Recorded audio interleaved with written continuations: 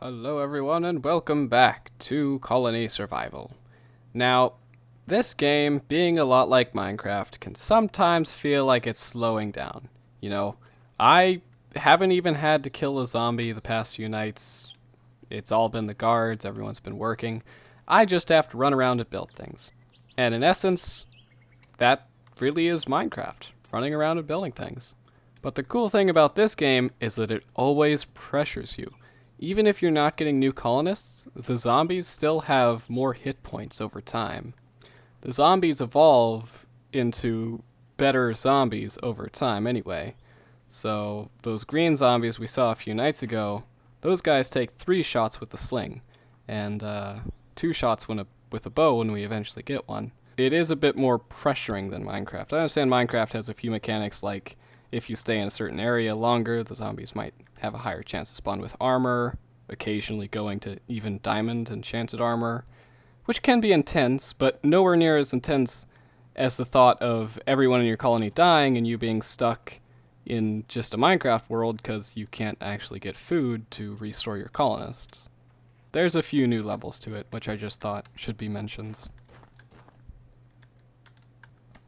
But anyway, as stated, our objective is basically just to wait for more food to come in so that we can get more colonists, because we need more stone, and mining stone manually takes a really long time. Well, I had thoughts about putting my front gate over on this side, because it kind of looks like a nice side to put it. It's, not too crowded and everything, but then I put this giant shop here, and I realized this side is pretty much out of the question. So I am instead going to put my front gate right over here where these trees are. I'll clear them out, of course. So then it will kind of match up with my roads.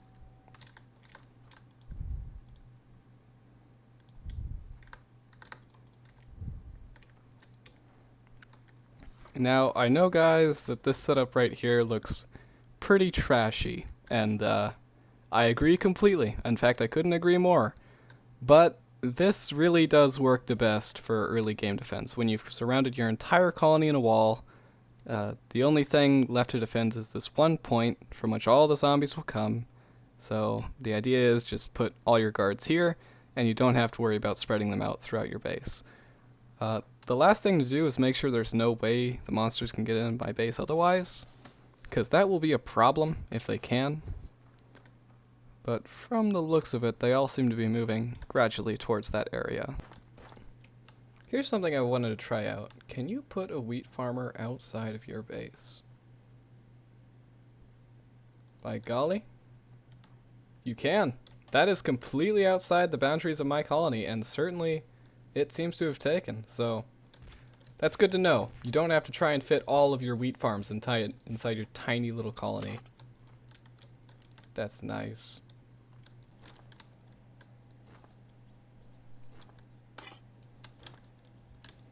So I did put a wheat farm out here, and there is a guy farming wheat. One problem I realize is that he has to walk around the entire wall to get to this point. So I'm going to try my best to, in the spirit of laziness, make his life easier, and just dig this hole out in the wall every time he needs to get in and out. Yeah. Now, here's something that's rather annoying that I only learned a few days ago about the mines. Not every ore is found on the initial layer that you start mining on. And while it might seem kind of counterintuitive to mine through the ores, which you can produce infinite of, you kind of have to do it to get to the lower ores. There's iron a bit further down, and you kind of have to search for it because they're a little rarer than, well, all of this. But it is there, and you will have to mine through the black stone to get to it.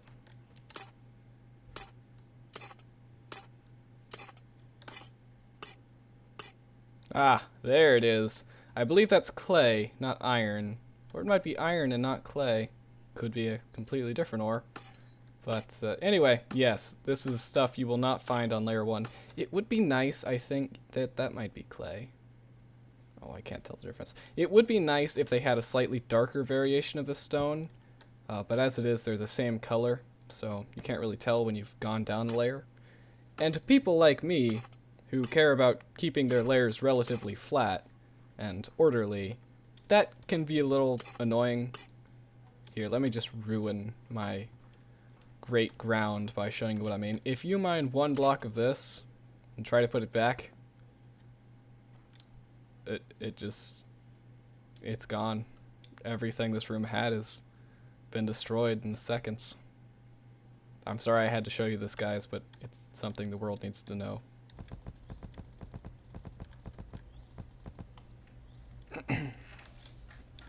So, I was in the middle of working on my masterful plan about how I was going to stop the zombies and make sure they never got across.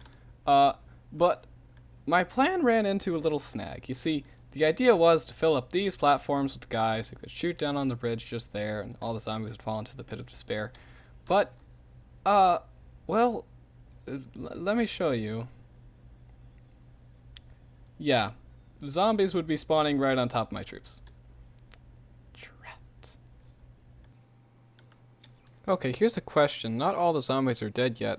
Would they kill these wheat farmers? Doesn't look like we're going to get to find out, but that is something to consider. The zombies take a while to get around this wall. What if there's still one over here when these guys... Ugh, that's a scary thought. Alright, everyone. Alan Coe finally introduces the Pieway of Death. No, I didn't say Pieway, it just sounded that way, but really, that would be nice. A Pieway, then. That would be cool. No, seriously, the Highway of Death is equipped with 3 rows of however many guards this would fit, and it can fire upon this big bridge. It's actually not too complicated, and it's not the best design I've come out with, but I've got an idea to make it even better. Oh my god, it's so bright. Alright guys, let me show you.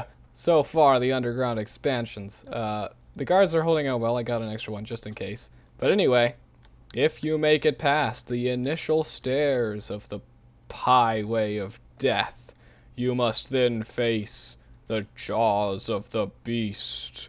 Dun dun dun. The torches blind invaders as archers on this side and that side eventually fire at them and go pew pew pew pew pew pew. And no one survives because, like, you're blind and you're just walking down a path and you can't even jump over a single block anyway, so how strong are you really? Yeah, that's pretty much death down there. And I also made a nice staircase for the guards who, as it happens, also cannot jump a single block.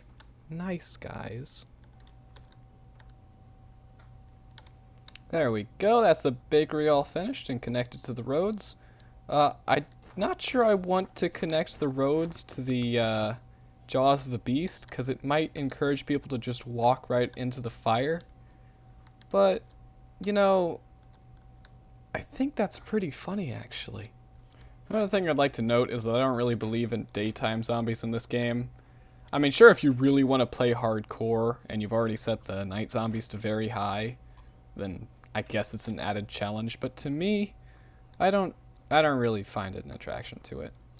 I mean, I just like the idea of defending during the night and building during the day and doing other fun festivities.